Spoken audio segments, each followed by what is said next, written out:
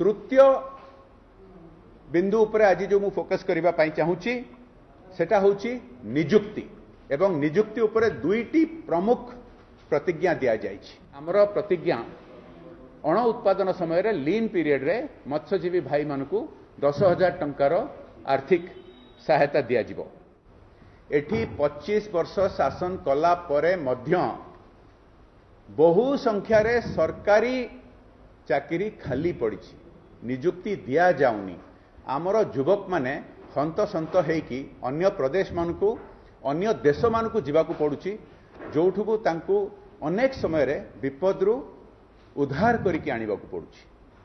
नियुक्ति दिया जिवो आमर एठी युवक युवती मानकू एवं आगामी समय रे 1.5 लाख नियुक्ति दिया जिवो।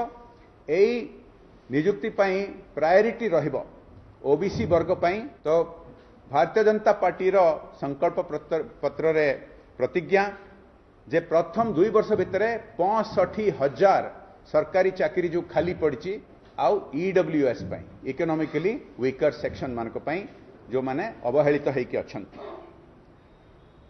चतुर्थ एवं एटा भी नियुक्ति उपरे जोड़ा हेइची एवं जिल्लारू स्टेट हाईवे पर्यंत पूरा देश देखिची पूरा दुनिया प्रशंसा करुची केभली मोदी जी नेतृत्व रे भित्तिभूमि गढ़ा जाइछि एवं भारत रे जेते भित्तिभूमि तैयारी जे ओडिशा रे 75,000 किलोमीटर रो रास्ता तैयारी हबो पक्का रास्ता जोटा ग्राम पंचायत रु डिस्ट्रिक्ट हेडक्वार्टर पर्यंत हेइतला 70 वर्ष 72 वर्ष नहीं कि गत किछि वर्ष भितर सेटा द्विगुणा नहले 3 गुणा हो गलानी एवं ताहा जोगु अर्थनैतिक प्रगति भारत सारा बहुत तेजी बहुत अर्थनैतिक व्यवस्था को गोटे बड़ बूस्ट दब एवं यह जोगु शिल्प आसवा सहज हो शिल्प आसिले लक्ष लक्ष संख्यार दिगरे आगु बढ़ी चलती किंतु ओडिशा जो वंचित रही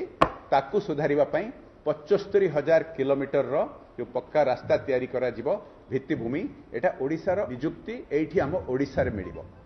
से भली मोर पंचम बिंदु उपरे एही भली वीडियो देखिबा पाई आम चैनल को लाइक शेयर सब्सक्राइब करंतु। Bureau report Odia news.